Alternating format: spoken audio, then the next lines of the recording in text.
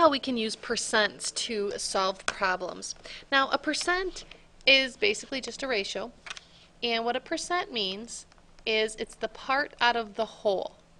And usually our whole, we talk about being 100%. Percent means per 100.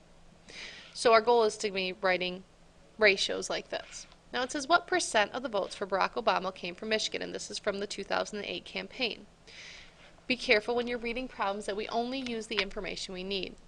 We want the percent of votes for President Obama out of our total. Remember, part out of the whole. Okay. So they just want to know percent of the votes for Barack Obama came from Michigan. So in Michigan, there were 2,872,579 votes cast for Mr. Obama out of the total of 66,882,230. So they're just worried about what percent of the votes for President Obama came from Michigan. So here's our Michigan votes. Okay, should say Michigan, out of our total number of votes. So now notice it's not out of 100, but what we can do is we can divide 2872579 divided by 66882,230, and what we come up with is a decimal of 0.04294 ... Now it asks us what percent.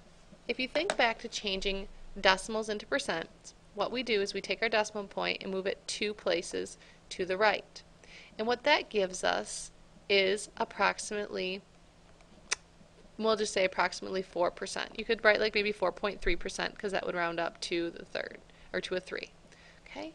Now go back and does your answer make sense? What percent of the votes for Barack Obama came from Michigan? Well, out of his total votes, 4% of them came from Michigan. And that seems pretty reasonable. Let's look at this another example. About 74% of the water used in houses is used in bathrooms, about 5% in kitchens, and about 21% in other places. About 9 gallons is used in the kitchen each day.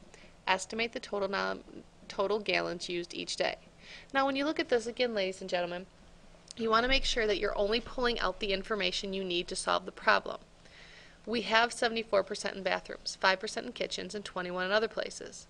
But it also tells us that 9 gallons is used in the kitchen each day. So what we want to do is we want to just focus on our kitchen here. 5% of the water is used in the kitchen.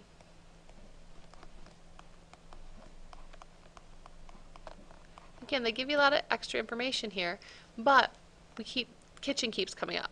5% of the water is used in the kitchen. So 5%, remember, we can change into a decimal. If we move our decimal point now this time 2 places to the left, we get 0.05.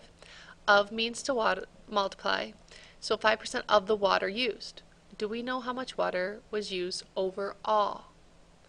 We know 9 gallons is used in the kitchen, but remember, 5% of our total water is used in the kitchen.